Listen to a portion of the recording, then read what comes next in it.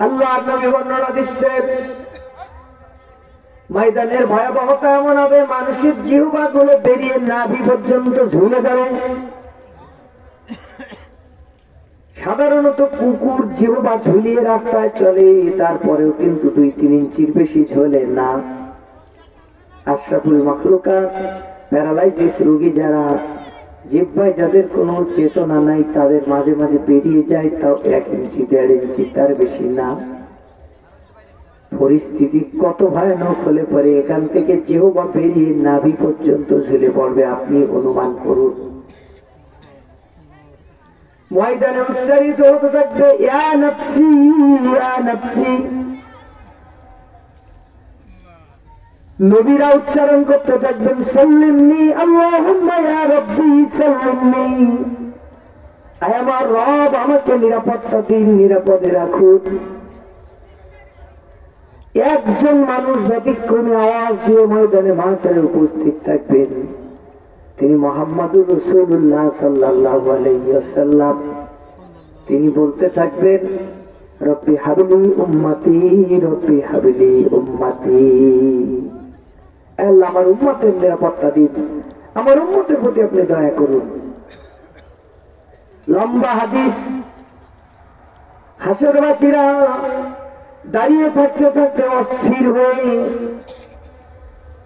আদম নবীকে যে বলবে, আবাল বাশার আদম, আল্লাহর কাছে সুপারিশ করুন তিনি যেন বিচার শুরু করে দেয়। দাঁড়িয়ে দাঁড়িয়ে আযাব সহ্য করা যায় না, বিচার হয়ে যাক, জান্নাত কিংবা জাহান্নাম যা হয় একটা হয়ে যাবে।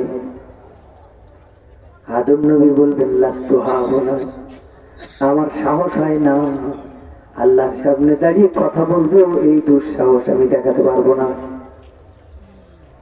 প্রথমে অপারগতা প্রকাশ করবেন আদম নবী, আঙ্গুল তুলে দেখাচ্ছি গুনিয়ে রাখার জন্য।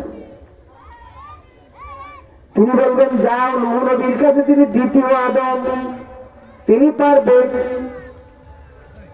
নূহ নবী বলবেন আমি পারবো না, সাহস হয় না। যাও ইব্রাহিম নবীর কাছে, তিনি খলিল, তিনি পারবেন। ইব্রাহিম নবী বলবেন আমি পারবো না। যাও মুসা কালিমুল্লাহর কাছে, তিনি পারবেন। মুসা নবী বলবেন আমিও পারবো না। যাও ঈসা রুহুল্লাহর কাছে, তিনি পারবেন। কয়জন হলো? কয়জন? 5। এই নবীরা সব কি কম মর্যাদার নবী না উচ্চ মর্যাদার? আমাদের বড় বড় আলেম ওলামা যারা আছে তাদের থেকে কম মর্যাদা না বেশি? আমাদের বিশ্বাসদের থেকে একটু কম নাকি?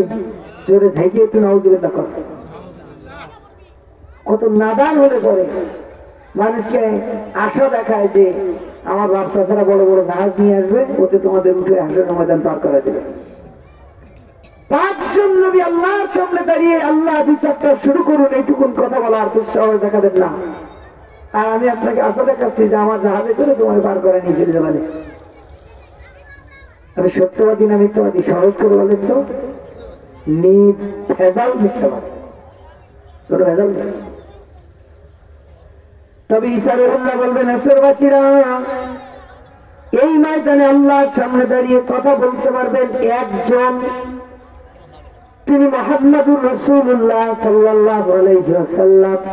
তার কাছে যাও, তাকে খুঁজে বের করে অনুরোধ করো, তিনি আজকে আল্লাহর সামনে কথা বলতে পারবেন।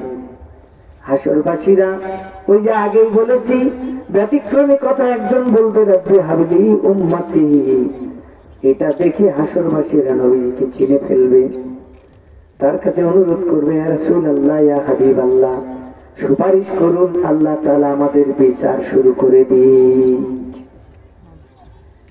আল্লাহ নবী বলবেন হ্যাঁ এই দায়িত্ব তো আমার। তিনি তখন সিজদায় পড়ে যাবেন আরশে আজিমের নিচে মাকামে মাহমুদ বরাবর। নবীজি বলছেন হাদিসের ভিতরে মাকামে মাহমুদে আরশের নিচে আল্লাহর কুদরতি কদমের নিচে আমি কতদিন সিজদায় পড়ে থাকবো, কত বছর চলে যাবে আমি জানি না। আল্লাহ যতদিন ইচ্ছা আমাকে সিজদায় ফেলে রাখবেন। শুধু তাই না, ওই সময় আমি কি দোয়া পড়বো তাও জানি না। এর আগে আমি সে দোয়া জানতাম না।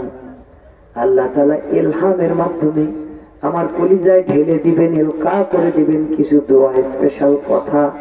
সেটা বলে বলে ওই সময় আমি আল্লাহর কাছে দোয়া করব। অতঃপর বছরের পর বছর কেটে যাবে দোয়ায়।